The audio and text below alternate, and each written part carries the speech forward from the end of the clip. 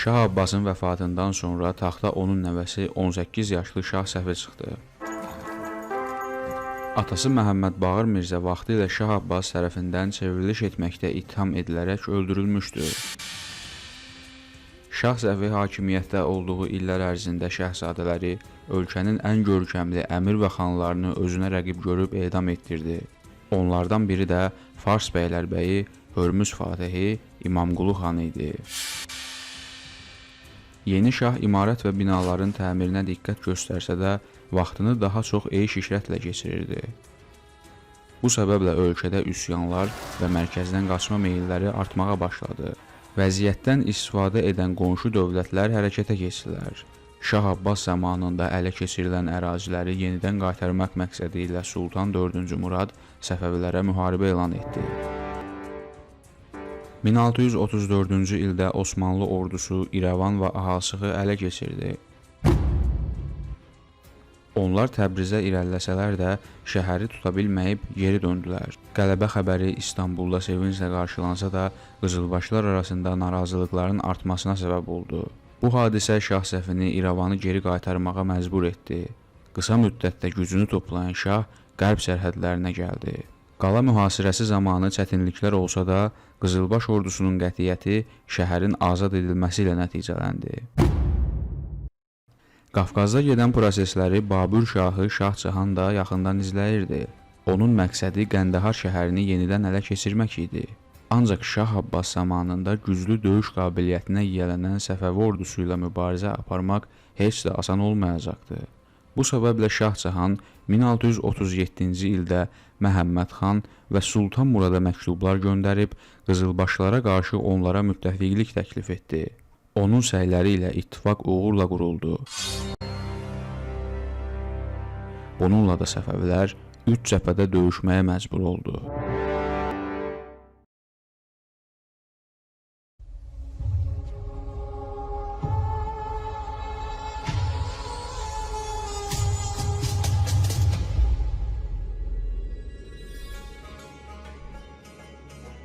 Bu ilin yazında Məhəmməd xan ordusu ilə Xorasana daxil oldu. Keçdiyi yerləri yağmalayan Buxara ordusu bölgənin ən mühüm şəhəri olan Herata irəlilədi. Ancaq Səbzvar hakimi Məhəmməd Sultanla Cam yaxınlığında baş verən döyüşdə məğlub olub geri çəkildi.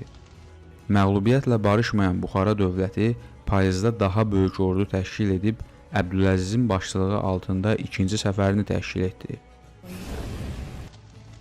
Şah Səfi şərq sərhədlərini qorumaq üçün İsfahan və başqa yerlərdəki dəstələri şimal-şərqə yönəltdi. Əbdüləzizin Xorasanda ilk hədəfi Herat şəhəri idi. Ancaq şəhər qalası güclü müdafiə olunduğu üçün ətraf əraziləri yağmalayıb mühasirəni dayandırdı. Şah Səfinin tapşırığı ilə hücumu dəf etmək üçün görkəmli əmirlər Məşəddə toplandı. Əbdüləziz də ordusu ilə bu istiqamətdə irəlilədi. Əmirlər uzun yol gəlmiş düşmən ordusunu çətinliklə də olsa pusquya salıb məğlub edə bildilər. Ordusunu və gücünü itirən Əbdüləziz geri çəkilməyə məcbur oldu. Şah Səfi ağır itkilər verən ordunun və qarət edilmiş şəhərlərin bərpası ilə bağlı tapşırıqlar verdi. Belə bir vaxtda böyük ordu ilə İraqa daxil olan Sultan Murad Bağdadı mühasirəyə aldı. Ordunun bir hissəsinin Xorasanda olması və Babür hökmdarı Şah Cahanın Qəndahara hücum təhlükəsi şahı qərb cəbhəsinin müdafiəsindən məhrum edirdi. Osmanlı ordusu çətinliklərə baxmayaraq mühasirənin 40-cı günündə Bağdad şəhərini ələ keçirdi. Bunun ardınca İraqın digər şəhərləri də itirildi.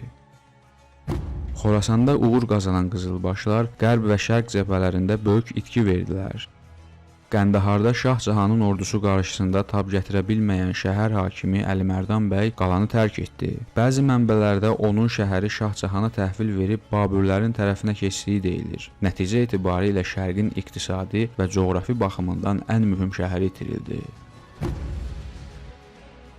Şah Səfi 3 cəbhədə döyüşün ağır nəticələr verəcəyini başa düşürdü. Bu səbəblə Osmanlı dövləti ilə 1639-cu ildə Qəsr-i Şirin sülh müqaviləsi imzalandı. Şərtlərə görə 1555-ci il Amasya sülh müqaviləsi bir daha təsdiqləndi. Əlavə olaraq Şimali Qafqaz iki dövlət arasında nüfuz dairələrinə bölündü.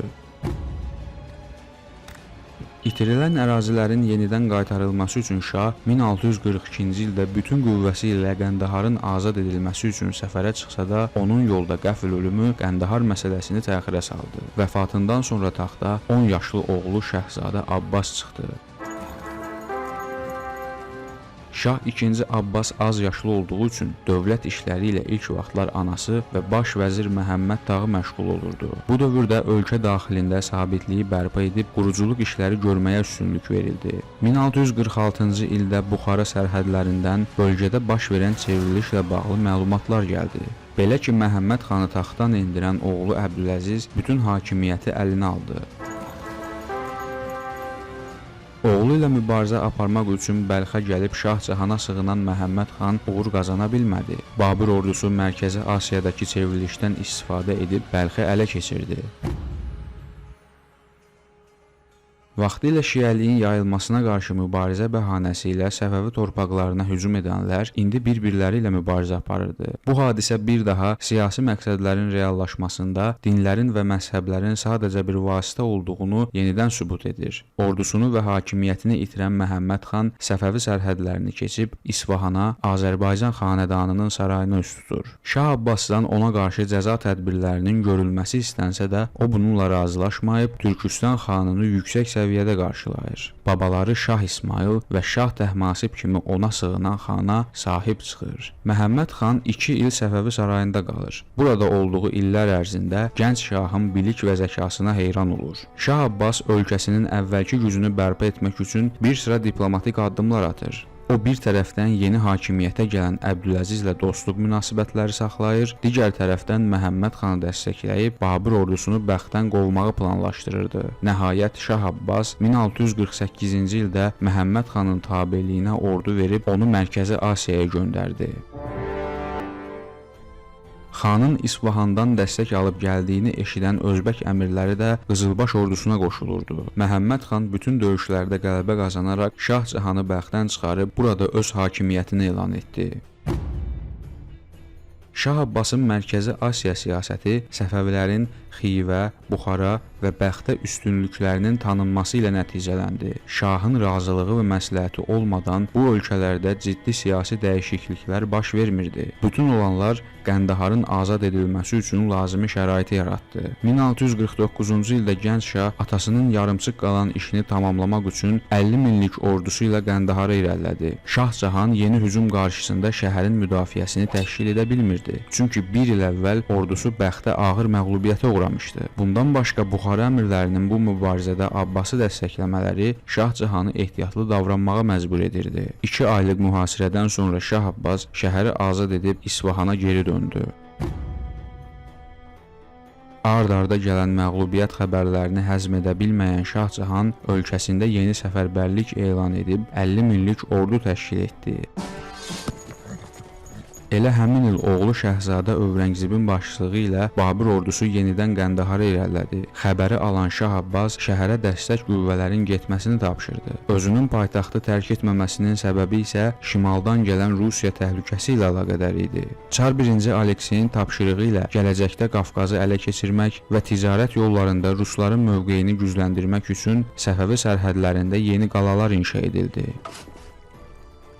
Buradakı Rus hərbi dəstələrinin sayını artıran Çar Səfəvi təbəələrinə təzyiqlər edib onları özündən asılı vəziyyətə saldı. Rusların məqsədi Qafqazı ələ keçirib buradan gürcüləri Səfəvilər əleyhinə dəstəkləmək idi. Şah Abbas ilk vaxtlar ruslarla dostluq münasibətlərini qoruyub saxlamaq və məsələni danışıqlar yolu ilə həll etməyin tərəfdarı idi. Bu səbəblə diqqətini Qəndahara yönəldən Səfəvi ordusunun böyük hissəsini müdafiə üçün bu şəhərə göndərdi.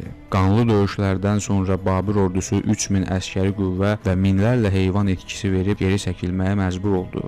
Şərqdə müzəffər olan Şah Abbas şimal sərhədlərindəki vəziyyəti öyrənmək və Rusiya ilə danışıqlara başlamaq üçün vəzirlərə lazımi tapşırıqlar verdi. Ancaq Ancaq Azərbaycan karvanına Qafqazda edilən gözlənilməz hücum iki dövlət arasında vəziyyəti daha da gərginləşdirdi. Şamaxı Bəylərbəyi Xosrov xan Həştərxan hakiminə məktub göndərib Rusiya tərəfinin hadisə haqqında məlumat verməsini və dəymiş zərərin ödənilməsini tələb etdi. Ancaq qarşı tərəf məsələ ilə əlaqədar məsuliyyəti üzərinə götürməyib, cinayətkarlara qarşı heç bir cəza tədbiri görmədi.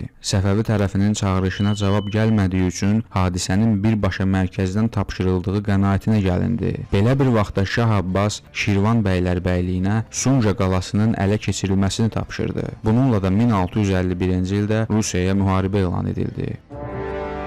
Xosrov xan şahın göstərişinə əsasən Surxay xana tabeliyindəki yerli dəstələrlə Sunca qalasını məhv etməyi tapşırdı. Ancaq bu barədə əvvəlcədən məlumat alan Həştərxan hakimi Qriqori Çerkeski Mutsal Çerkeskiyə əlavə dəstə qüvvələr göndərdi.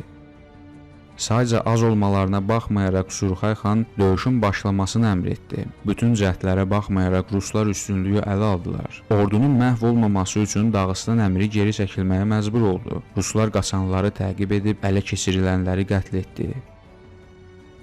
Mutsal Çerkeski qələbə xəbərini Rus sarına göndərib ondan tərif dolu sözlər eşitdi. Səfəvilərə bağlı olan Dağıstanlıların sayca çox olan Rus ordusuna məğlub olması Şah Abbası əks hücuma keçməyə məcbur edirdi. Ancaq Babır ordusunun yenidən Qəndahara hücumu bu məsələni təxirə saldı. Belə ki, qızılbaşların məğlubiyyət xəbərini alan Babür şahı Şah Cahan yeni toplar sifariş verib ordusunun artilleriya gücünü artırdı. O, Qəndaharı ələ keçirməkdə qərarlı idi. Babür ordusu Şəhzadə Övrəngzibin başçılığı ilə yenidən qalanı mühasirəyə aldı. İsfahandakı ordunun bir hissəsi Qəndahara göndərildi. Şəhzadə Övrəngzib 3 ay qalanı mühasirədə saxlasa da nəticə əldə edə bilmədi. Ordusu ilə müqayisədə Səfəvi tüfəngçiləri daha dəqiq atəş açırdılar. Şəhzadə nəticə əldə etməsə də mühasirəni davam etdirib qalanın ərzaq ehtiyatının bitməsini gözlədi. Şah Abbas Babür ordusunu geri çəkmək üçün Buxara xanı Əbdüləzizlə danışıqlara başladı. Şah Cahanın bölgədəki aqressiv siyasəti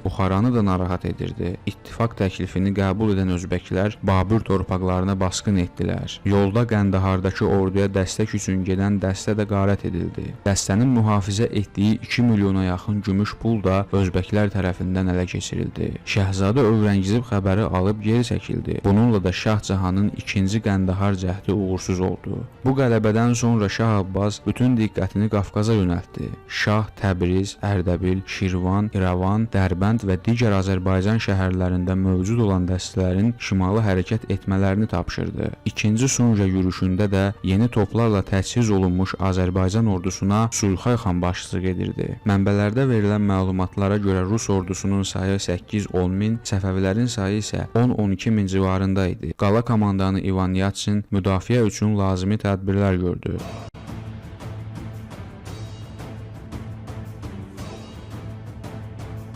Rusların qalanı tərk etmədiklərini görən Surxay xan top atəşlərinin başlanmasını əmr etdi.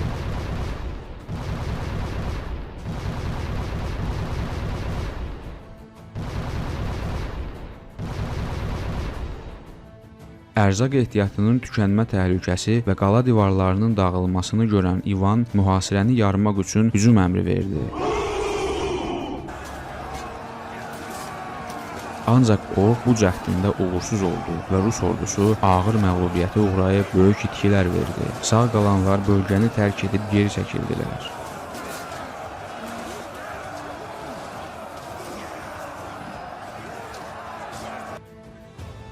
Rusların inşa etdiyi digər qalalar da dağıdıldı. Qələbə xəbəri ilə kifayətlənməyən Şah Abbas Həştərxanı bütövlükdə ələ keçirmək üçün İsfahanda böyük ordu təşkil etdi. Ancaq Rusiya üzərinə ediləcək səfər Babür ordusunun Qəndahara yaxınlaşması ilə yenidən dayandırıldı. Şah Cahan bu dəfə 70 minlik böyük ordu təşkil etdi. Bu günə qədər orduya başçılıq edən Övrəngzib komandanlıqdan alındı. Onun yerinə Vəliyyət Şəhzadə Dara gətirildi. Şah Abbas Qəndahara əlavə dəstək qüvvələr və toplar göndərdi. Qalanın müdafiəsi üçün güclü hazırlıq işləri görüldü. Belə bir vaxtda Rus çarı 1-ci Aleksey Polşa ilə yeni müharibəyə hazırlaşdığı üçün İsfahana nümayəndələrini göndərib sülh təklif etdi. Şah Abbas Babür ordusunun gəlməsi səbəbilə ruslarla 1653-cü ildə atəşkəs şərtləri ilə razılaşdı. Şərtlərə görə Sunca qalası Səfəvilərə qaldı.